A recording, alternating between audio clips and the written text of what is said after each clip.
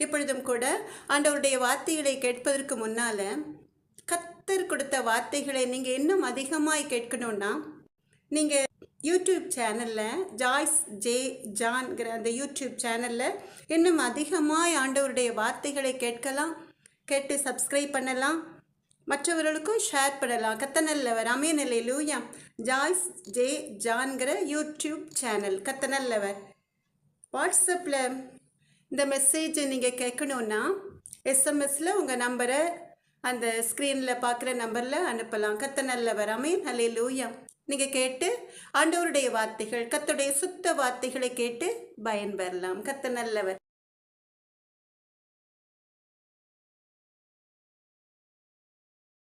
எனக்கு அன்பான தேவ ஜனமே, இஸ்ரவேலின் பெருமந்தையே, சந்தோஷமா இருக்கீங்களா? கர்த்தருடைய சுத்த கிருபையினாலே இரக்கத்தினாலே ஜீவனுள்ள தேவனுடைய வார்த்தைகளை கேட்கிற சிலாக்கியம் கர்த்தருடைய அன்பு பிள்ளைகளுக்கு கிடைத்திருக்கிறது இல்லையா? எப்பொழுதும் கூட நீங்கள் நினைக்கலாம், நாங்களே பாடுகளின் மத்தியிலே, பிரச்சனைகளின் மத்தியிலே சோர்ந்து போயிருக்கிறோம் என்று. கர்த்தருடைய வார்த்தைகள், ஜீவனுள்ள தேவனுடைய வார்த்தைகள் உங்களுக்கு சத்துணவாய் உங்களை நோக்கி கடந்து வருகிறது. உபத்திரவத்தின் பாதையில் நீங்கள் நடந்தாலும் கூட உங்களுடைய வாழ்க்கையிலே ஒரு வெளிச்சம் பிரகாசிக்கும் என்று நம் தேவாதி தேவனாகிய கர்த்தர் உங்களுக்கு உணர்த்தும்படியாய், அது எப்படி அந்த வெளிச்சம் உங்களுடைய வாழ்க்கையில் பிரகாசிக்கும் என்று நீங்கள் தெளிவாய் அறிந்து கொள்ளும்படியாய் கர்த்தர் உங்களுக்கென்று, தாம் நேசிக்கிற அன்பு பிள்ளைகளுக்கென்று பிரத்யட்சமாய் வார்த்தைகளை கொடுத்து கொண்டிருக்கிறார். எனக்கு அன்பான தெய்வ ஜனமே, இஸ்ரவேலின் பெருமந்தியே, கர்த்தர் உங்களுக்கு வாக்கு கொடுத்து விட்டால் அந்த வாக்கு தத்தங்களை நிறைவேற்ற வல்லவராயிருக்கிறார். அதனால் ஒருபோதும் சோர்ந்து போகாதீர்கள். பாடுகள் மத்தியிலே உங்களுக்கு பலனை கொடுத்து, அந்த பாடுகளை ஜெயிக்கிற வல்லமையை கொடுத்து, அந்த பாடுகளின் முடிவிலே உங்களுக்கு ஒரு பிரகாசமான வெளிச்சம், உங்களுக்கு ஒரு நிரந்தரமான ஆசீர்வாதம், நீங்கள் எண்ணி முடியாத அதிசயம் உங்கள் வாழ்க்கையில் நிறைவேறும்படி கர்த்தர் செய்ய இருக்கிறார் என்பதை அறிந்து உணர்ந்து கொள்ளுங்கள். அன்பான தேவ ஜனமே, இஸ்ரவேலின் பெருமந்தையே, பாடுகள் இல்லாமல் இந்த உலகத்தில் யாரும் ஜெயத்தை பெற்றுக்கொள்ள முடியாது. சும்மா ஒரு இடத்தில் உட்கார்ந்திருந்தால் எந்த ஒரு ஆசீர்வாதத்தையும் சுதந்திரித்துக் கொள்ள முடியாது. அதனால்தான் நம் தேவாதி தேவனாகிய கர்த்தர் உங்களை வெறுகூட்டி உங்களுடைய விசுவாசத்துக்கு தக்கதான பலனை கொடுத்து ஆசீர்வதிக்கிறார். ஆமென், அல்லேலூயா. எனக்கு அன்பான தேவ ஜனமே, இஸ்ரவேலின் பெருமந்தையே, ஜீவனுள்ள தேவனுடைய வார்த்தைகளை கேட்பதற்கு முன்பாக நாம் எப்பொழுதும் போல கர்த்தருடைய பிரசன்னம், அவருடைய வல்லமை, அவருடைய கிருபையை உணர்ந்து கொண்டு அவருடைய பிரசன்னத்தினால் நிரப்பப்படும்படியாய் ஒரு பாடலை பாடலாமா? நம்ம எல்லாரும் சேர்ந்து அந்த பாடலை பாடும் பொழுது அப்படியே நீங்கள் இருக்கிற இடங்களிலே கர்த்தருடைய பிரசன்னம், அவருடைய மகிமை, அவருடைய வல்லமை உங்களை அளவில்லாமல் மூடும். ஆமென், அல்லேலூயா. மலை மேலேறி வந்தேன் தகப்பனே, மறுரூபம் ஆகணுமே தகப்பனே, உலகை மறக்கணுமே தகப்பனே, உம் குரல் கேட்கணும் நாள் முழுதும், காலையும் மாலையும் மதிய வேளையும் கைகள் உமை நோக்கி உயரணுமே, அழியும் உலகத்திற்காய் கதறணுமே, அறுத்து களஞ்சியத்தில் சேர்க்கணுமே, உமது வார்த்தைகள் உணவாய் மாறணும், ஒவ்வொரு நாளும் தியானிக்கணும், வேதத்தின் வெளிச்சத்திலே நடக்கணும், வெற்றி கீதங்கள் நான் பாடணும், ஞானத்தை போதித்து அறிவை உணர்த்தி தீர்க்க தரிசனம் சொல்லணும், ஆவிகள் பகுத்தறியும் வரம் வேண்டும், வியாதிகள் நீக்கும் ஆற்றல் வேண்டும், ஆவியில் நிரம்பணும், அயல்மொழி பேசணும், அதிசயம் காணணுமே தகப்பனே, ஊழியம் செய்யணுமே தகப்பனே, ஓடி ஓடி உழைக்கணுமே, மலை மேலேறி வந்தேன் தகப்பனே. இரக்கன்பான தேவ ஜனமே, இப்பொழுதும் கூட முழங்கால் படியிட முடிந்தவர்கள் முழங்கால் படியிட்டு கர்த்தருடைய சமூகத்திலே நாம் எல்லாரும் சேர்ந்து ஜெபிக்கலாமா? இரக்கமும் மனதுருக்கமும் நீடிய சாந்தமும் கிருபையும் உள்ள எங்கள் அன்பு நல்ல தகப்பனே, பேசுகிறவர்கள் நீங்கள் அல்ல, உங்கள் பிதாவின் ஆவியானவர் சொன்ன தேவாதி தேவனாகிய கர்த்தாவே, என்னை மறைத்து நீங்க வெளிப்படுங்கப்பா. அப்பிரோஜனமான அடிமையப்பா, கடமையை மாத்திரம் செய்கிறேன் ராஜா.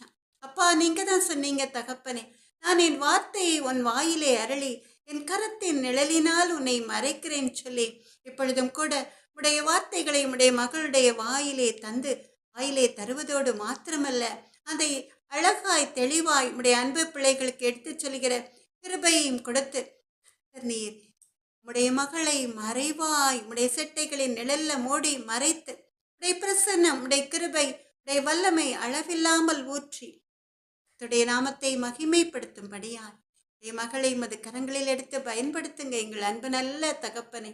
அப்பா, உடைய வார்த்தைகள் உடைய அன்பு பிள்ளைகளுக்கு அறியாத ஜனங்களுக்கு பிரோஜனமாய் ஒரு ரட்சிப்பின் அனுபவத்தை அவர்கள் பெறுவதற்கு ஏற்ற ஒரு நல்ல ஔஷதமாய் இருக்கட்டும் எங்கள் அன்பு நல்ல தகப்பனை.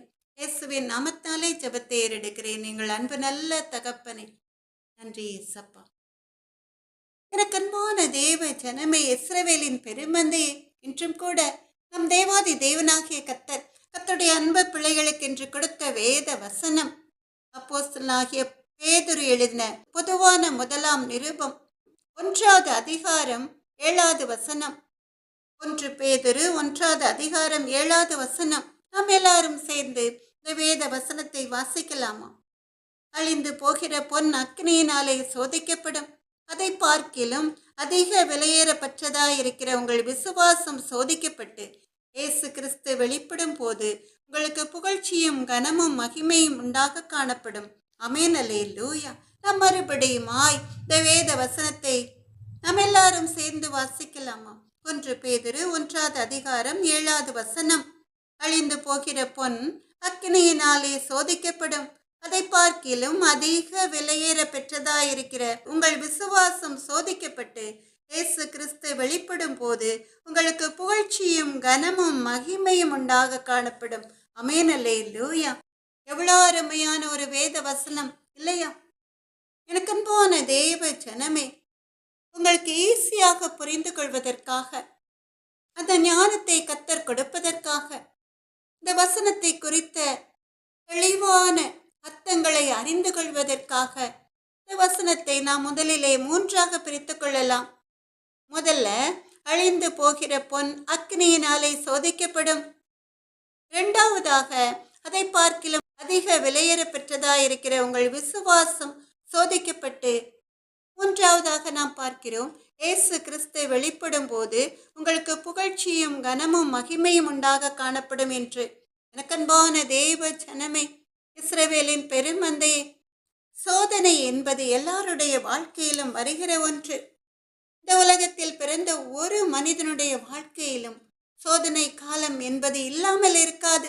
நிச்சயமாய் ஏதாவது ஒரு விஷயத்திலே நாம் அந்த சோதனைகளை மேற்கொள்ள வேண்டியிருக்கும். இங்கே நாம் பார்க்கிறோம், அழிந்து போகிற பொன் அக்னியினாலே சோதிக்கப்படும் என்று. பொன்னை புடமிடுவதற்கு முன்பாக அந்த பொன்னை அக்னியிலே உருக்கி உருக்கி அழகான ஒரு வஸ்துவாய், விலை மதிப்புள்ள ஒரு பொருளாய் அந்த பொன்னை உருவாக்குகிறார்கள். அந்த பொன்னை விலை மதிப்புள்ள ஒரு பொருளாய் உருவாக்குவதற்காக, அது அழிந்து போகிற ஒரு வஸ்துவாய் ஒரு பொருளாய் இருந்தாலும் கூட அதை அக்கினியினால் புடமிடுவார்கள்.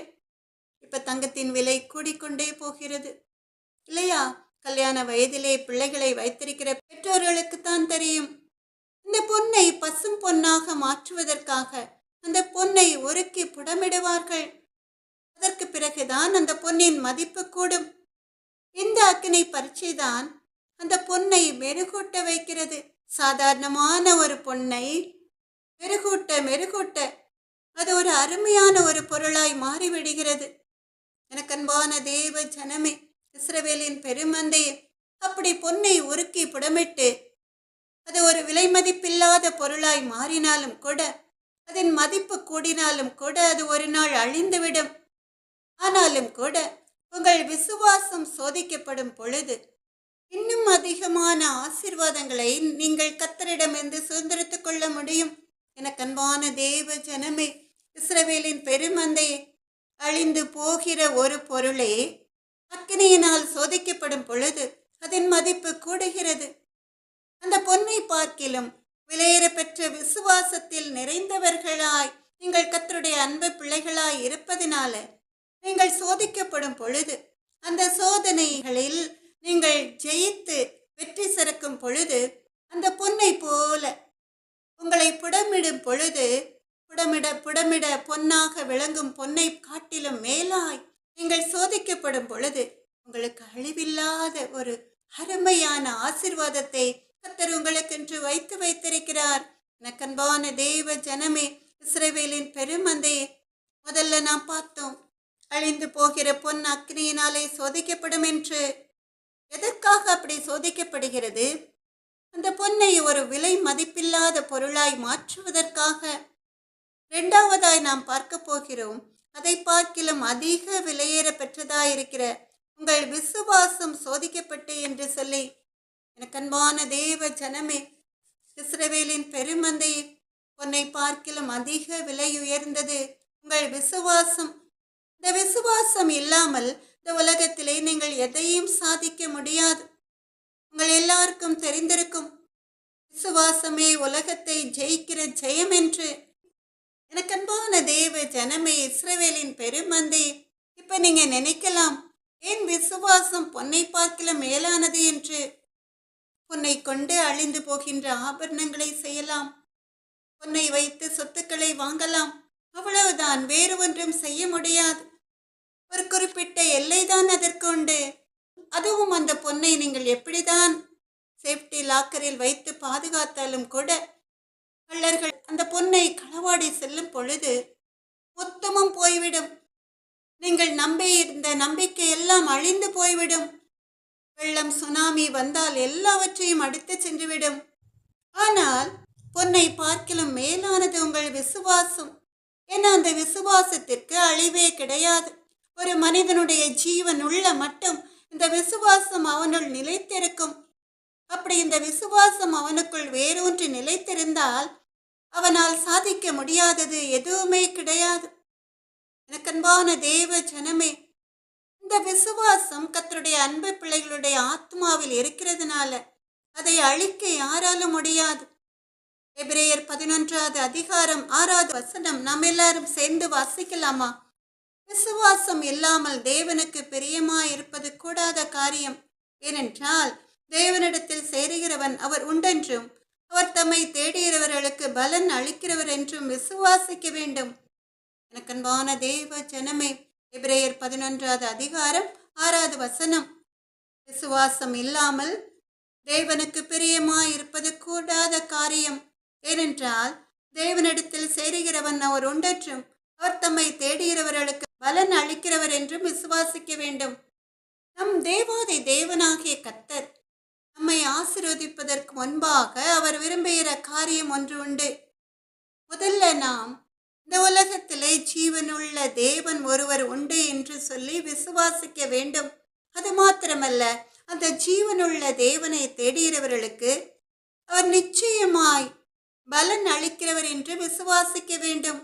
கர்த்தரை தேடுகிறவர்களுக்கோ ஒரு நன்மையும் குறையப்படாது, இல்லையா?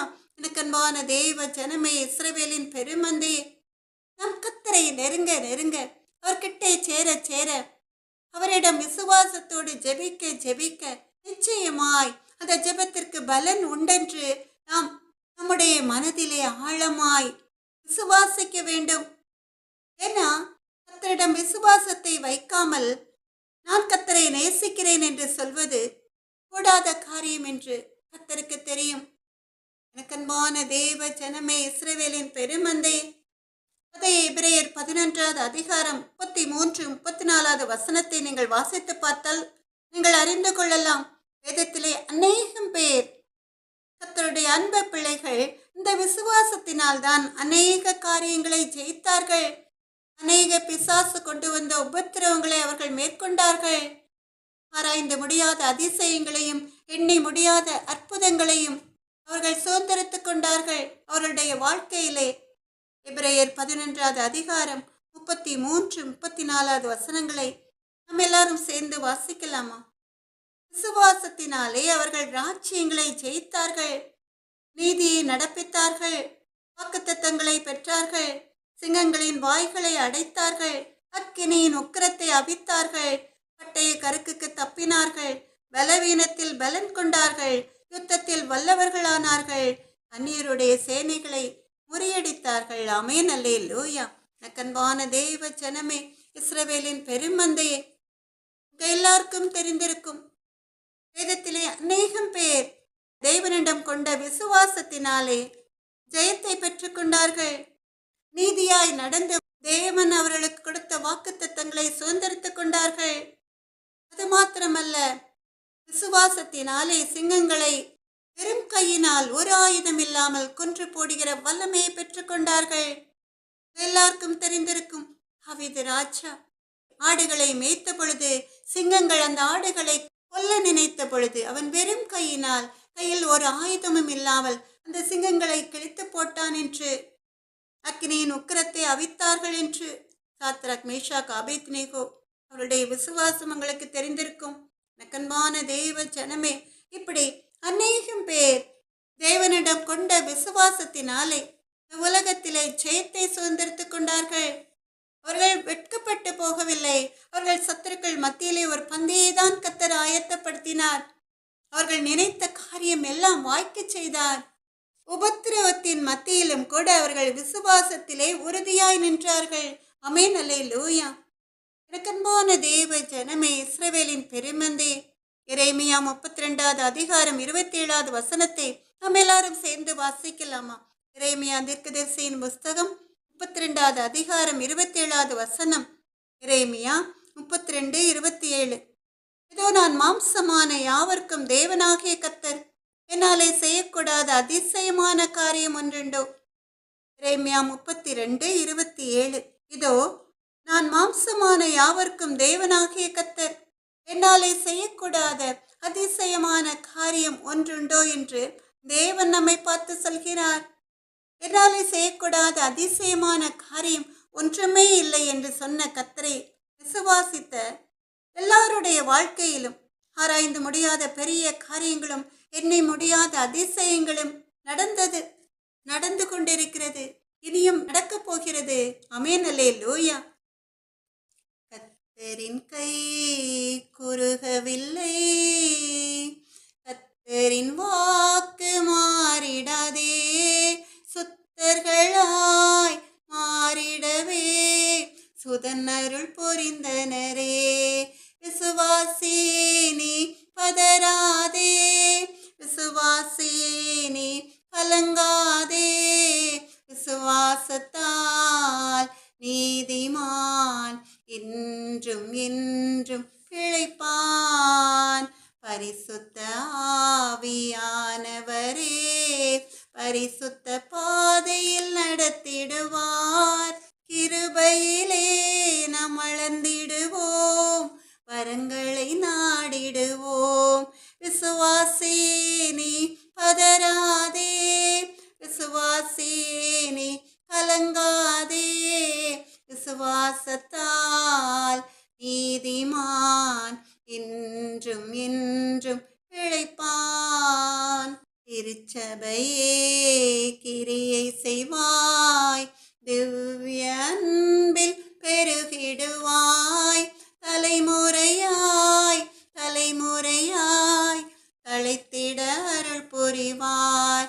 விசுவாசி நீ பதறாதே, விசுவாசி நீ கலங்காதே, விசுவாசத்தால் நீதிமான் என்றும் என்றும் பிழைப்பான். நெஞ்சமே நீ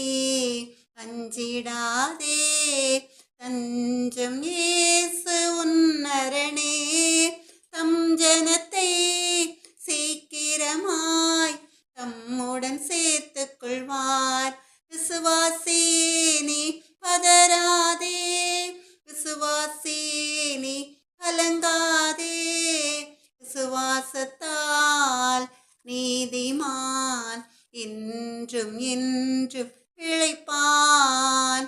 மேகம் போன்ற வாக்குத்தத்தம் சூழ நின்றி காத்திருக்க, விசுவாசத்தால் உரிமை கொள்வாய், விரைந்து முன்னேகிடுவாய். விசுவாசியே நீ பதறாதே, விசுவாசியே நீ கலங்காதே, விசுவாசத்தால் நீதிமான் இன்றும் என்றும் பிழைப்பான். கர்த்தரின் கை குறுகவில்லை, கர்த்தரின் வாக்கு மாறிடாதே, சுத்தர்களாய் மாறிடவே சுதன் அருள் புரிந்தனரே. எனக்கன்பான தேவ ஜனமே, இந்த விசுவாசத்தை தான் கர்த்தர் சோதிக்கிறார். எப்படி பொன்னை புடமிட்டு சுத்த பொன்னாய் மாற்றுவார்களோ அதுபோல தானியேலின் விசுவாசம் சோதிக்கப்பட்டது. எங்கே சோதிக்கப்பட்டது? அவன் சிங்கங்களின் குகையிலே போடப்பட்டான். அப்பொழுதும் கூட அவன் தன்னுடைய விசுவாசத்தை விடவில்லை. அவனை சிங்கங்களின் குகையில் போடும்படி கட்டளையிட்ட ராஜாவும் கூட விசுவாசத்தோடு சொல்கிறான், நீ இடைவிடாமல் ஆராதிக்கிற உன் தேவன் உன்னை தப்பு வைப்பார் என்று. தானியேல் 6வது அதிகாரம் 16வது வசனத்திலே தானியேலை பார்த்த அந்த ராஜா சொல்கிறான், நீ இடைவிடாமல் ஆராதிக்கிற உன் தேவன் உன்னை தப்பு வைப்பார் என்று. சிங்கங்களின் குகையிலே போட சொல்லிவிட்டார்களே என்று தானியேல் தேவனை குறித்து மனஸ்தாபப்பட்டு பின்மாற்றம் அடைந்தானா? இல்லை எனக்கன்பான தேவ ஜனமே, சிங்கங்களின் குகையில் போடப்பட்ட வேளையிலும் கூட அவன் விசுவாசத்திலே உறுதியாயிருந்தான்.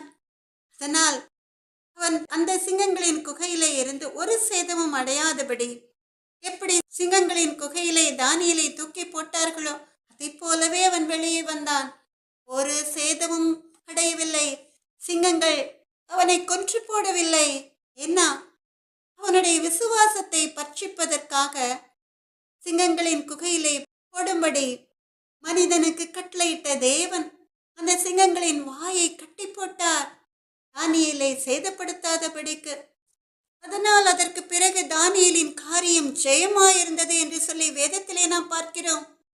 அவன் தேவன் மேல் கொண்ட விசுவாசத்தை பார்த்து ராஜா அவனை உயர்த்தினான். அவன் பெரிய அதிபதியாய் பெரிய அதிகாரியாய் மாறுகிறான். எனக்கன்பான தேவ ஜனமே, இஸ்ரவேலின் பெருமந்தை சாத்ராக் மேஷாக் ஆபேத்நேகோவும் அக்கினியிலே புடமிடப்பட்டார்கள். சாத்ராக் மேஷாக் ஆபேத்நேகோ ஒரு பாவமும் செய்யாவிட்டாலும் கூட எரிகிற அக்கினி சூளையிலே எப்படி பொன்னை அக்கினியினால் புடமிடுவார்களோ அதை போல சாதாரணமாய் அக்கினி சூளையை சூடாக்குவதை பார்க்கலும் 7 மடங்கு அதிகமாய் சூடாக்கும்படி ராஜாவால் உத்தரவு கொடுக்கப்பட்டு அந்த அக்கினி சூளையிலே அந்த 3 பேரையும் தூக்கி போட்டார்கள். எப்படிப்பட்ட அக்கினி பரீட்சை பார்த்தீர்களா? அந்த அக்கினி பரீட்சையிலே அவர்கள் ஜெயித்தார்களா? ஜெயித்தார்கள். என்ன, அவர்களுடைய விசுவாசம் அப்படிப்பட்டது. எனக்கன்பான தேவ ஜனமே, இஸ்ரவேலின் பெருமந்தையே, தானியேல் 3வது அதிகாரம் 17வது வசனத்திலே நீங்கள் வாசித்து பார்க்கலாம். தானியேல் 3வது அதிகாரம் 17வது வசனம், நாங்கள் ஆராதிக்கிற எங்கள் தேவன் எங்களை தப்ப வைக்க வல்லவராயிருக்கிறார். அவர் எரிகிற அக்கினி சூளைக்கும் ராஜாவாகிய உம்முடைய கைக்கும் நீங்களாக்கி விடுவிப்பார் என்று தைரியமாய் சொல்கிறார்கள் ராஜாவை பார்த்து. தானியேல் 3வது அதிகாரம் 17வது வசனம், நாங்கள் ஆராதிக்கிற எங்கள் தேவன் எங்களை தப்ப வைக்க வல்லவராயிருக்கிறார். அவர் எரிகிற அக்கினி சூளைக்கும் ராஜாவாகிய உம்முடைய கைக்கும் நீங்களாக்கி விடுவிப்பார் என்று. அன்பான தேவ ஜனமே, கர்த்தருடைய அன்பு மகளுக்கு பிடித்த ஒரு அதிகாரம் இந்த தானியேல் அதிகாரம். அதிலேயும் கூட இந்த வேத வசனம் மிகவும் அருமையான ஒன்று. அக்கினி சூளையில் போடப்படுவோம் என்று அறிந்த பிறகும் கூட அவர்கள் எவ்வளவு தைரியமாய் விசுவாசத்தோடு சொல்கிறார்கள், எங்கே வேண்டுமானாலும் எங்களை தூக்கி போடலாம், ஆனால் நாங்கள் ஆராதிக்கிற எங்கள் தேவன் அது எரிகிற அக்கினி சூளையா இருந்தாலும் கூட அந்த அக்கினி சூளையில் இருந்து எங்களை விடுவிப்பார் என்று அவர்கள் தைரியமாய் சொல்கிறார்கள். ஆமென். இந்த சாத்ராக் மேஷாக் ஆபேத்நேகோவை உயர்த்துவதற்கு முன்பாக இரண்டாவதாய் நாம் பார்த்து கொண்டிருக்கிற அந்த வேத வசனத்தின்படி அதை பார்க்கிலும் அதிக விலையேற பெற்றதாயிருக்கிற உங்கள் விசுவாசம் சோதிக்கப்பட்டு என்ற வேத வசனத்தின்படி உன்னை காட்டிலும் அதிக விலையேற பெற்றதாயிருக்கிற உங்களுடைய விசுவாசம், தானியேலின் விசுவாசம், சாத்ராக் மேஷாக் ஆபேத்நேகோவின் விசுவாசம் சோதிக்கப்பட்டது. தானியேல் சிங்கங்களின் குகையிலே புடமிடப்பட்டான். சாத்ராக் மேஷாக் ஆபேத்நேகோ அக்கினி சூளையிலே புடமிடப்பட்டார்கள்.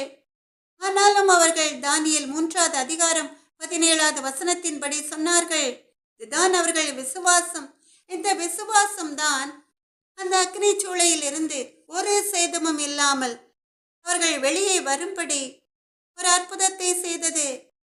மனிதனை கொண்டு தன்னுடைய அன்பு பிள்ளைகளை புடமிடுகிற தேவன் ஒரு காலம் அவர்களை கைவிடுவதில்லை. அந்த அக்னி சூளையிலே போடப்பட்ட பிறகும் கூட அவர்கள் விசுவாசத்தினால அந்த அக்னி சூளையிலே அவர்கள் ஒரு சேதமும் அடையாதபடிக்கு அவர்களை பாதுகாப்பதற்காக ஒரு தேவ தூதனை கர்த்தர் அனுப்புகிறார்.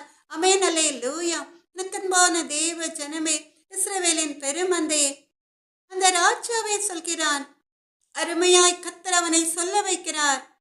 அதே தானியேல் 3வது அதிகாரம் 28வது வசனத்திலே நேபுகாத்நேச்சார் வசனித்து, சாத்ராக் மேஷாக் ஆபேத்நேகோ என்பவருடைய தேவனுக்கு ஸ்தோத்திரம், அவர்கள் தங்களுடைய தேவனை தவிர வேறொரு தேவனையும் சேவித்து பணியாமல் அவரையே நம்பி ராஜாவின் கட்டளையை தள்ளி தங்கள் சரீரங்களை ஒப்பு கொடுத்ததினால் அவர் தமது தூதனை அனுப்பி தம்முடைய தாசரை விடுவித்தார் என்று தானியேல் 3வது அதிகாரம் 28வது வசனம். அருமையானதொரு வேத வசனம். நேபுகாத்நேச்சார் சொல்கிறான், சாத்ராக் மேஷாக் ஆபேத்நேகோ என்பவருடைய தேவனுக்கு ஸ்தோத்திரம், அவர்கள் தங்களுடைய தேவனை தவிர வேறொரு தேவனையும் சேவித்து பணியாமல் அவரையே நம்பி ராஜாவின் கட்டளையை தள்ளி தங்கள் சரீரங்களை ஒப்பு கொடுத்ததினால் அவர் தமது தூதனை அனுப்பி தம்முடைய தாசரை விடுவித்தார் என்று கர்த்தரை அறியாத புறஜாதியான விக்கிரகங்களை வழிபடுகிற நேபுகாத்நேச்சார் சொல்கிறான். இதே இடத்திலே மற்றவர்கள் இருந்திருந்தால் அவர்கள் ராஜாவின் காலில் விழுந்திருப்பார்கள் அல்லது வேற ஒரு தேவனை பணிந்திருப்பார்கள். ராஜாவின் கட்டளையை மீறமாட்டோம் என்று சத்தியம் பண்ணி கொடுத்திருப்பார்கள் ஜீவனுக்காக. ஆனால் இந்த இடத்திலே சாத்ராக் மேஷாக் ஆபேத்நேகோ, எங்களை தூக்கி போட்டாலும் பரவாயில்லை, நாங்கள் ஆராதிக்கிற எங்கள் தேவன் எங்களை தப்ப வைக்க வல்லவராயிருக்கிறார் என்று விசுவாசத்தோடு சொன்னார்கள். அந்த விசுவாசம்தான் அவர் தமது தூதனை அனுப்பி தம்முடைய தாசரை விடுவிக்கும்படி ஒரு அற்புதத்தை அவர்கள் வாழ்க்கையில் செய்ய வைத்தது. ஆமென், அல்லேலூயா. அது மாத்திரமல்ல, அதே ராஜா அந்த சாத்ராக் மேஷாக் ஆபேத்நேகோவை பாபிலோன் தேசத்திலே உயர்த்தினான் என்று வேதத்திலே நாம் பார்க்கிறோம். அப்போ ஒரு நிறைவான ஆசீர்வாதம் வருவதற்கு முன்பாக, கர்த்தர் உங்களை ஆசீர்வதிப்பதற்கு முன்பாக உங்களை புடமிடுவார். அவ்வளவுதான். உங்கள் வாழ்க்கையிலே சோதனைகள் உங்களை சூழ்ந்து நிற்கும் பொழுது, பலவித போராட்டங்கள், பிரச்சனைகள் உங்கள் வாழ்க்கையில் வந்திருக்கும் பொழுது, நீங்கள் ஒரு காலம் விசுவாசத்தை இழந்துவிடக்கூடாது. இந்த போராட்டங்கள், பிரச்சனைகள் எல்லாம் கர்த்தருடைய அனுமதி இல்லாமல் உங்கள் வாழ்க்கையில் வருவதில்லை. உங்கள் விசுவாசத்தை பட்சிப்பதற்காக, உங்களுக்கு ஒரு மகா பெரிய ஆசீர்வாதத்தை கொடுப்பதற்காக, அளவில்லாத ஒரு பெரிய ஆசீர்வாதத்தை கொடுப்பதற்காக கர்த்தர் உங்களை புடமிடுகிறார். அப்படி புடமிடும் பொழுது கர்த்தர் உங்களை கைவிடுவதே இல்லை. மனுஷர்கள் உங்களை கைவிடலாம். உங்களுக்கு ஆபத்து சூழ்ந்திருக்கும் பொழுது உங்கள் கூட பிறந்த சகோதர சகோதரிகளே, உங்களுக்கு பிரியமானவர்களை உங்களை கைவிட்டு விடுவார்கள். எனக்கன்பான தேவ ஜனமே, அதை உங்கள் வாழ்க்கையில் நீங்கள் உணர்ந்திருப்பீர்கள். நீங்கள் பட்டினியால் வாடும் பொழுது, நீங்கள் ஏழையாய் இருக்கும் பொழுது உங்களை தேடி வருவார் ஒருவரும் இருக்காது. அதே நேரத்திலே நீங்கள் ஐஸ்வர்யவான்களாய் மாறும் பொழுது அவர்கள் எல்லாம் உங்களை தேடி வருவார்கள்.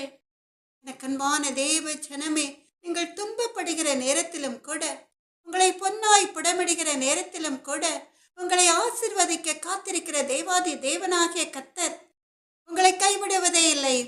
தானியேலை சிங்கங்களின் குகையிலே அவர் கைவிடவே இல்லை. சிங்கங்களின் வாயை கட்டி போட்டார், அவ்வளவுதான். சாத்ராக் மேஷாக் ஆபேத்நேகோவை அவர் கைவிடவே இல்லை. அங்கே ஒரு தூதனை அனுப்புகிறார். ஆமென், அல்லேலூயா. கண்பான தேவ ஜனமே, இஸ்ரவேலின் பெருமந்தே, அதலால் ஒரு நாளும் சொந்து போகாதீர்கள். சத்துரு உங்களுடைய வாழ்க்கையில் உபத்திரவங்களை கொண்டு வருவான், கர்த்தருடைய அனுமதியோடுதான். அதனால் நீங்கள் உறுதியாய் கர்த்தரை பற்றின கரங்களை விட்டுவிடாதீர்கள். உங்கள் விசுவாசத்தில் சோர்ந்து போகாமல் தொடர்ந்து ஜெபிக்கும் பொழுது நிச்சயமாய் உங்களை சுற்றி இருக்கிற அந்த மலை போன்ற பிரச்சனைகள், பாடுகள், போராட்டங்கள் எல்லாம் பனி போல உருகி போய்விடும். பனி வெயில் ஏறின உடனே ஒரு நொடி பொழுதிலே மறைந்து போவது போல இந்த பிரச்சனைகள் எல்லாம் உங்களை விட்டு மறைந்து போய்விடும். அதற்கு பதிலாக நீங்கள் ஆச்சரியப்படத்தக்க விதமாய் கர்த்தர் உங்களுக்கு ஒரு பெரிய ஆசீர்வாதத்தை வைத்திருப்பார். அதை சுதந்திரித்துக் கொண்டு நீங்கள் கர்த்தருக்கு பிரியமானவர்களாய் வாழ்வீர்கள், வாழ்ந்து சுகித்திருப்பீர்கள். ஆமென், அல்லேலூயா. எனக்கு அன்பான தேவ ஜனமே, ஆபிரகாமுக்கும் ஒரு விசுவாச பரீட்சை. அது என்னவென்றால் ஆதியாகமம் 22வது அதிகாரம் 2வது வசனம். வேதத்திலே நாம் பார்க்கிறோம், ஆபிரகாம் வயது முதிர்ந்தவனான பிறகு அவனுக்கு ஈசாக்கு பிறந்தான் என்று எல்லாருக்கும் தெரிந்திருக்கும். அப்படி ஈசாக்கை அவன் அன்பாய் வளர்த்து வரும் பொழுது கர்த்தர் அவனுடைய விசுவாசத்தை பட்சிக்கிறார். எப்படி பட்சிக்கிறார்? ஆதியாகமம் 22வது அதிகாரம் 2வது வசனத்தின்படி, திடீரென்று தேவன் ஆபிரகாமை அழைத்து, உன் புத்திரனும் உன் ஏக சுதனும் உன் நேச குமாரனுமாகிய ஈசாக்கை நீ இப்பொழுது அழைத்து கொண்டு மோரியா தேசத்துக்கு போய் அங்கே நான் உனக்கு குறிக்கும் மலைகள் ஒன்றின் மேல் அவனை தகன பலியாக பலியிடு என்றார் என்று சொல்லி நாம் வேதத்திலே பார்க்கிறோம். ஆதியாகமம் 22வது அதிகாரம் 2வது வசனம். அப்பொழுது அவர், உன் புத்திரனும் உன் ஏக சுதனும் உன் நேச குமாரனுமாகிய ஈசாக்கை நீ இப்பொழுது அழைத்து கொண்டு மோரியா தேசத்துக்கு போய் அங்கே நான் உனக்கு குறிக்கும் மலைகள் ஒன்றின் மேல் அவனை தகன பலியாக பலியிடு என்றார் என்று சொல்லி நாம் வேதத்திலே பார்க்கிறோம். எப்படி இருந்திருக்கும் ஆபிரகாமுக்கு? எப்படி இருந்திருக்கும்? அவன் வயதான பிறகு அவனுக்கு கிடைத்த ஒரே ஒரு புத்திர பாக்கியம், அந்த மகனை பலியிடச் சொல்லி தேவன் கட்டளையிடுகிறார். ஆபிரகாம் என்ன செய்கிறான்? தேவனை மறுதலிக்கிறானாம். இவன் என்னுடைய சொந்த குமாரன், என் நேசகுமாரன், அவனை நான் பலியிட மாட்டேன் என்று அவன் மறுதலிக்கவே இல்லை. அப்படியே தேவனுடைய கட்டளைக்கு அவன் கீழ்ப்படுகிறான். தன் சொந்த மகனை ஈசாக்கை அழைத்து கொண்டு போய் தகன பலிக்கு கட்டைகளை அடுக்கி அந்த கட்டைகளின் மேல் ஈசாக்கை கிடத்தி தன் கையிலே நெருப்பையும் கத்தியும் எடுத்துக்கொண்டான். அவன் ஏன் அப்படி கீழ்ப்படுகிறான்? அவன் விசுவாசம் அப்படி. அவன் நினைக்கிறான், எனக்கு கர்த்தர் கொடுத்த பிள்ளையை கர்த்தர் தகன பலியிட விடவே மாட்டார் என்று. அவ்வளவு விசுவாசம் அவனுக்கு. எனக்கு அன்பான தேவ ஜனமே, இங்கேயும் பார்த்தீர்களா அக்கினை பரீட்சை? ஆபிரகாமை அழைத்து அவனுடைய சொந்த குமாரனை தகன பலியிட, அக்கினியிலே பலியிட கர்த்தர் கட்டளையிடுகிறார். எப்படி பொன்னை புடமிடுவார்களோ அதுபோல அவனுடைய விசுவாசம் புடமிடப்படுவதற்காக சாத்ராக், மேஷாக், ஆபேத்நேகோவை அக்கினை சூளையிலே தூக்கி போட்டு அவர்களை எப்படி தேவன் புடமிட்டு உயர்த்தினாரோ அதுபோல இங்கேயும் கூட கர்த்தர் ஆபிரகாமின் சொந்த மகனை தகன பலியிட கட்டளையிடுகிறார். ஆனால் ஆபிரகாம் தன்னுடைய சொந்த குமாரனை வெட்டும் படிக்கு கத்தியை கையிலே ஓங்கின பொழுது கர்த்தருடைய தூதனானவர் ஆபிரகாமை அழைத்து அப்படி செய்யாதபடிக்கு தடுக்கிறார். அந்த வேளையிலே அவன் ஒரு ஆட்டை பார்த்து ஈசாக்குக்கு பதிலாக அந்த ஆட்டை அந்த தகன பலி பீடத்தின் மேல் பலியிடுகிறான். ஈசாக்கு தேவனால் காப்பாற்றப்படுகிறான். எனக்கு அன்பான தேவ ஜனமே, இஸ்ரவேலின் பெருமந்தே, இந்த வசனத்திலே 2வது உள்ளபடி அதை பார்க்கிலும் அதிக விலையேற பெற்றதாயிருக்கிற உங்கள் விசுவாசம் சோதிக்கப்பட்டு என்று சொல்லி நாம் பார்க்கிறோம். இங்கேயும் கூட ஆபிரகாம் விசுவாசம் சோதிக்கப்பட்ட பிறகு அவன் பொன்னாக விளங்கும்படி கர்த்தர் அவனை ஆசீர்வதிக்கிறார். ஆதியாகமம் 22வது அதிகாரம் 16, 17, 18வது வசனங்களை நாம் எல்லாரும் சேர்ந்து வாசிக்கலாமா? நீ உன் புத்திரன் என்றும் உன் ஏக சுதன் என்றும் பாராமல் அவனை ஒப்புக்கொடுத்து இந்த காரியத்தை செய்தபடியால் நான் உன்னை ஆசீர்வதிக்கவே ஆசீர்வதித்து உன் சந்ததியை வானத்து நட்சத்திரங்களைப் போலவும் கடற்கரை மணலை போலவும் பெருகவே பெருக பண்ணுவேன் என்றும் உன் சந்ததியார் தங்கள் சத்துருக்களின் வாசல்களை சுதந்திரித்துக் கொள்வார்கள் என்றும் நீ என் சொல்லுக்கு கீழ்ப்படிந்தபடியினால் உன் சந்ததிக்குள் பூமியில் உள்ள சகல ஜாதிகளும் ஆசீர்வதிக்கப்படும் என்று என் பெயரில் ஆணையிட்டேன் என்று கர்த்தர் சொல்கிறார் என்று பார்க்கிறோம். எனக்கு அன்பான தேவ ஜனமே, இஸ்ரவேலின் பெருமந்தையே, ஆபிரகாம் தன்னுடைய சொந்த குமாரனை தேவனுடைய கட்டளையின்படி ஒப்பு கொடுத்ததினால கர்த்தர் அவனை ஆசீர்வதிக்கிறார். அவனை மாத்திரமல்ல, சந்ததி சந்ததியாய் அவனுடைய சந்ததியை பெருக பண்ணி உன் சந்ததிக்குள் பூமியில் உள்ள சகல ஜாதிகளும் ஆசீர்வதிக்கப்படும் என்று கர்த்தர் அவனை வாக்கு கொடுக்கிறார். அப்படியே ஆபிரகாமை கர்த்தர் ஆசீர்வதிக்கிறார். ஆமென், அல்லேலூயா. அன்பான தேவ ஜனமே, இஸ்ரவேலின் பெருமந்தையே, அப்ப உங்களுடைய விசுவாசம் சோதிக்கப்பட்ட பிறகு தேவன் உங்களை ஆசீர்வதிப்பது நிச்சயம். அந்த ஆசீர்வாதம் உங்களுடைய வாழ்க்கையிலே அப்படியே நிலைத்திருக்கும். ஆமென், அல்லேலூயா. எனக்கன்பான தேவ ஜனமே, 1 கொரிந்தியர் 10வது அதிகாரம் 13வது வசனத்தின்படி 1 கொரிந்தியர் 10வது அதிகாரம் 13வது வசனத்தின்படி உங்கள் திராணிக்கு மேலாக நீங்கள் சோதிக்கப்படுகிறதற்கு அவர் இடம் கொடாமல் சோதனையை தாங்கத்தக்கதாக சோதனையோடு கூட அதற்கு தப்பிக்கொள்ளும்படியான போக்கையும் உண்டாக்குவார். ஆமென், அல்லேலூயா. 1 கொரிந்தியர் 10வது அதிகாரம் 13வது வேத வசனம். உங்கள் திராணிக்கு மேலாக நீங்கள் சோதிக்கப்படுகிறதற்கு அவர் இடம் கொடாமல் சோதனையை தாங்கத்தக்கதாக சோதனையோடு கூட அதற்கு தப்பிக்கொள்ளும்படியான போக்கையும் உண்டாக்குவார். ஆமென், அல்லேலூயா. இங்கே 3 பேருடைய வாழ்க்கையில் பார்த்தோம். அவர்கள் திராணிக்கு மிஞ்சின சோதனை தான், ஆனாலும் கூட அதை தாங்கிக் கொள்கிற பலனை கர்த்தர் கொடுத்தார். அதை தாங்கிக் கொண்டதோடு மாத்திரமல்ல, அந்த சோதனையிலிருந்து தப்பித்துக் கொள்ளும்படியாக கர்த்தர் அவர்களை கரம் பிடித்து நடத்தினார். ஆமென், அல்லேலூயா. எனக்கு அன்பான தேவ ஜனமே, இஸ்ரவேலின் பெருமந்தையே, ஆபிரகாமுக்கு கூட ஒரு அக்கினி பரீட்சை. எப்படி அழிந்து போகிற பொன் அக்கினியினால் சோதிக்கப்படுமோ அதுபோல. ஆனால் ஒரே ஒரு வித்தியாசம். அது என்ன என்று சொல்லி நாம் பார்க்கலாம். இவ்வளவு அழகாய் புடமிடப்பட்டு அருமையான வேலைப்பாடு உள்ள நகைகளாய் செய்யப்படுகிற அந்த பொன் ஒரு நாள் அழிந்து போகும். ஆனால் உங்கள் விசுவாசம் ஒரு நாளும் அழிந்து போகாது. எனக்கு அன்பான தேவ ஜனமே, கர்த்தரால் படைக்கப்பட்ட மனிதர்கள் மரிக்கும் பொழுது அவருடைய சரீரம் அழிந்து போகும். ஆனால் அவர்கள் ஆத்மாவில் அவர்கள் கர்த்தர் மேல் வைத்த விசுவாசம், அந்த தாகம் ஒரு நாள் அவர்களை மகிமையில் கொண்டு சேர்க்கும். இதை குறித்துதான் 3வதாக நாம் பார்க்க போகிறோம். 3வதாக, இயேசு கிறிஸ்து வெளிப்படும் போது உங்களுக்கு புகழ்ச்சியும் கனமும் மகிமையும் உண்டாக காணப்படும் என்று சொல்லி 1 பேதுரு 1வது அதிகாரம் 7வது வசனத்திலே நாம் பார்க்கிறோம் இல்லையா? கர்த்தர் நல்லவர். இயேசு கிறிஸ்து வெளிப்படும் போது உங்களுக்கு புகழ்ச்சியும் கனமும் மகிமையும் உண்டாக காணப்படும் என்று. இப்ப உங்கள் விசுவாசம் எப்படிப்பட்டது? பொன்னை பார்க்கிலும் விலையேற பெற்றது. அந்த விசுவாசம் சோதிக்கப்படும் பொழுது உங்களுக்கு என்ன கிடைக்கும்? என்றென்றைக்கும் அழிவில்லாத நித்திய ஜீவன். இதைத்தான் அந்த வசனத்திலே இயேசு கிறிஸ்து வெளிப்படும் போது உங்களுக்கு புகழ்ச்சியும் கனமும் மகிமையும் உண்டாகும் என்று சொல்லி நாம் பார்க்கிறோம். அது எப்படி என்று சொல்லி நாம் பார்க்க போகிறோம். கர்த்தருடைய வருகையின் நாளில் அது நடக்கும். இப்போ நீங்க துன்பத்தின் மத்தியிலும் சோர்வடையாமல் கர்த்தர் மேல் நீங்கள் அசைக்க முடியாத விசுவாசம் வைத்திருப்பதை பார்த்து உங்களை சுற்றி உள்ள ஜனங்கள் உங்களை பார்த்து என்ன சொல்வார்கள்? எனக்கு அன்பான தேவ ஜனமே, பாரு, இவர்கள் குடும்பமாய் சர்ச்சுக்கு போவாங்க. வீட்லையும் கூட சர்ச் மாதிரி எப்போ பார் ஜெபம், பைபிள் வாசிப்பது, துதிப்பது என்று என்ன கிடைத்தது இவர்களுக்கு? எல்லாமே இழந்து நிற்கிறார்கள். அவர்கள் பிள்ளைக்கு கூட ரொம்ப முடியவில்லை. ஆனாலும் ஜெபத்தை அவர்கள் விடவில்லை. இவர்கள் எல்லாம் திருந்தவே மாட்டார்கள் என்று சொல்வார்கள் இல்லையா?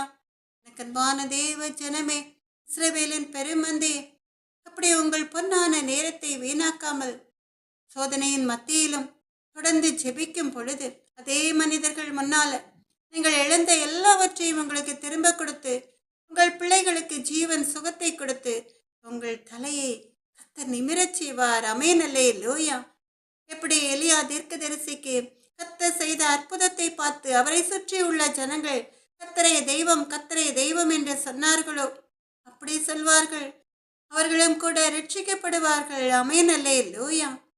அன்பான தேவ ஜனமே, இஸ்ரவேலின் பெருமந்தே, இது மாத்திரமல்ல, உங்களுக்கு நித்தியத்துக்கு நித்தியம் நிலைத்திருக்கும் ஒரு ஆசீர்வாதத்தையும் கர்த்தர் தருவார்.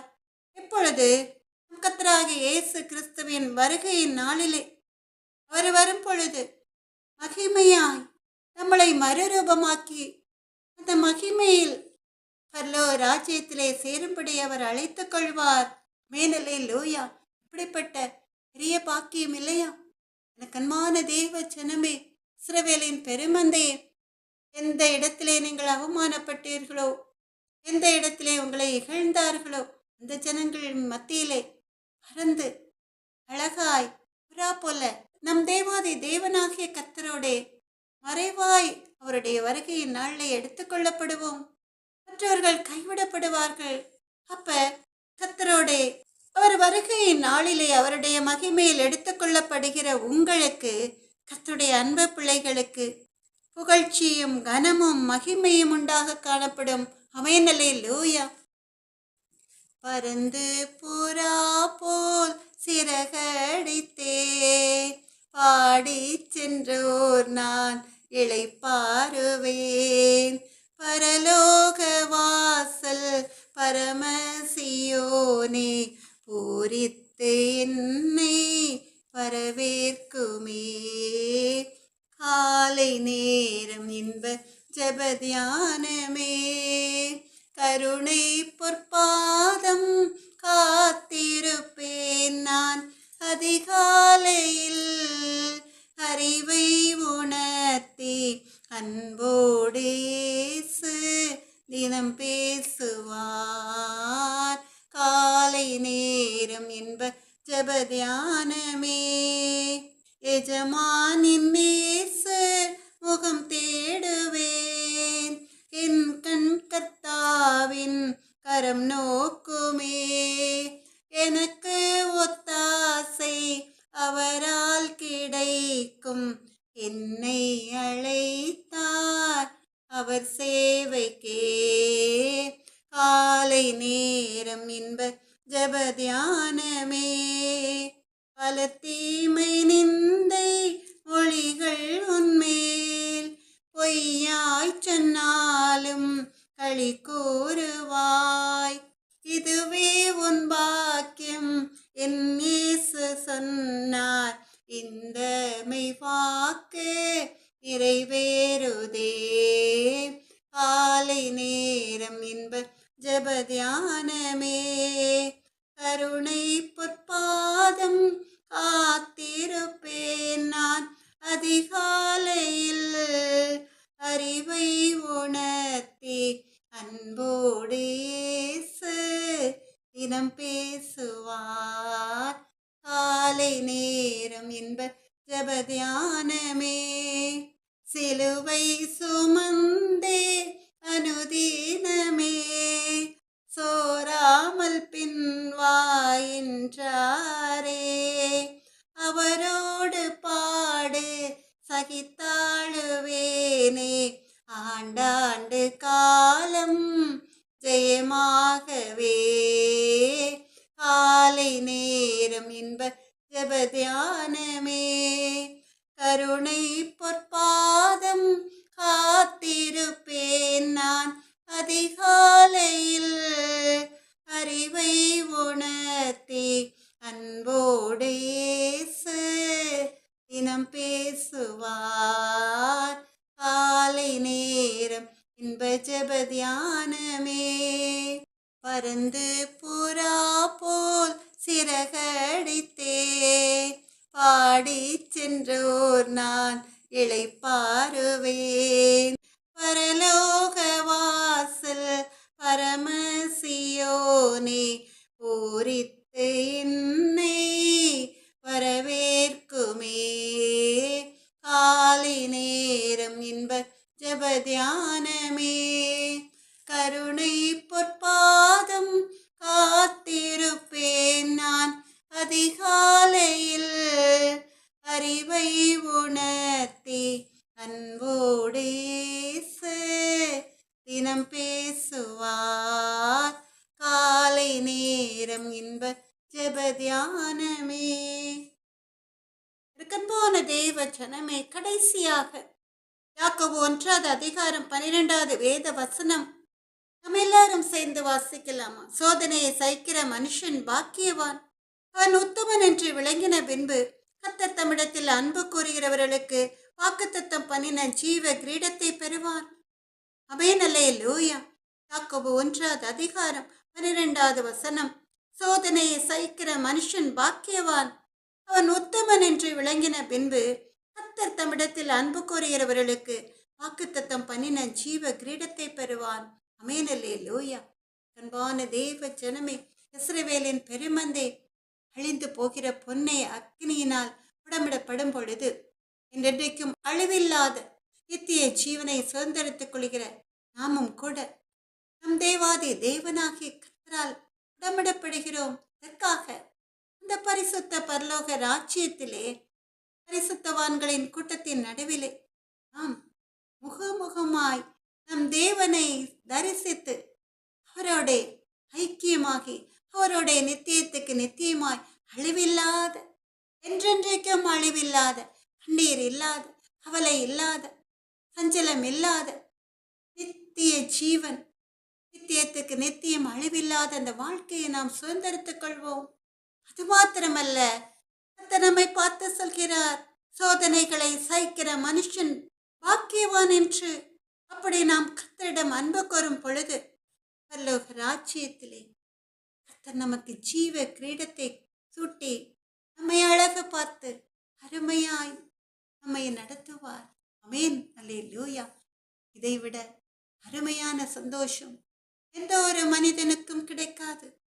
அன்பான தேவ ஜனமே, இஸ்ரவேலின் பெருமந்தே, 1 பேதுரு 1:7 அழிந்து போகிற பொன்னக்கினியினாலே சோதிக்கப்படும் அதை பார்க்கலும் அதிக விலையேற பெற்றதாயிருக்கிற உங்கள் விசுவாசம் சோதிக்கப்பட்டு இயேசு கிறிஸ்து வெளிப்படும் பொழுது உங்களுக்கு புகழ்ச்சியும் கனமும் மகிமையும் உண்டாக காணப்படும்.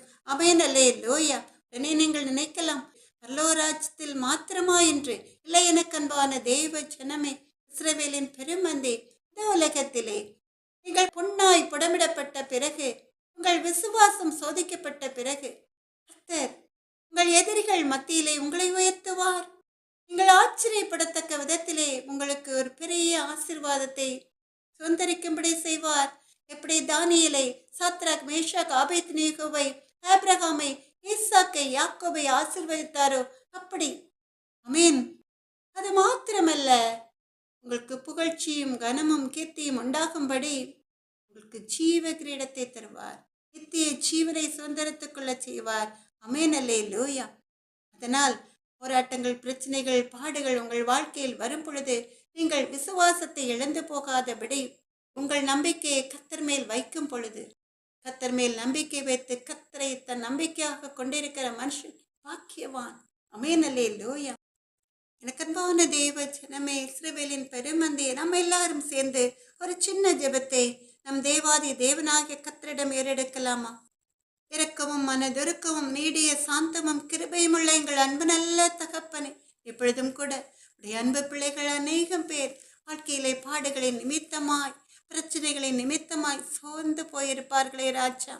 சோர்ந்து போகிறவனுக்கு பலன் கொடுத்து சத்துவம் இல்லாதவனுக்கு சத்துவத்தை பெருக பண்ணுகிற தேவாதி தேவனாகிய கர்த்தர் உடைய அன்பு பிள்ளைகளை கண்ணோக்கி பாரும் அப்பா. இயேசுவே, எங்கள் அன்பு நல்ல தகப்பனே, இந்த எல்லா பாடுகளையும் நீர் சிலுவையில் சுமந்து வெற்றி சிறந்தீரே. இப்பொழுதும் கூட நீர் வடித்துக் கொண்டிருக்கிற நம்முடைய அன்பு பிள்ளைகளுடைய விசுவாசத்தை பரீட்சித்து பார்த்து அவர்கள் பொன்னாய் புடமிடப்பட்ட பிறகு பொன்னாய் இருப்பதை பார்த்து கர்த்தர் நீர் வலது கரத்தை நீட்டி ஆசீர்வதிங்க தகப்பனே. அப்பா, எங்கள் அன்பு நல்ல தகப்பனே, ஜெபிக்கின்ற இந்த நேரத்திலே அந்த பாடுகளை, அந்த போராட்டங்களை, அந்த பிரச்சனைகளை அன்பு பிள்ளைகளை விட்டு அகற்றி போடுங்க ராஜா. இசுவே, எங்கள் அன்பு நல்ல தகப்பனே, மனம் இறங்குங்கப்பா. அன்பு பிள்ளைகள் ஊழியத்தின் பாதையில படுகிற பாடுகள் ஏராளம் தகப்பனே.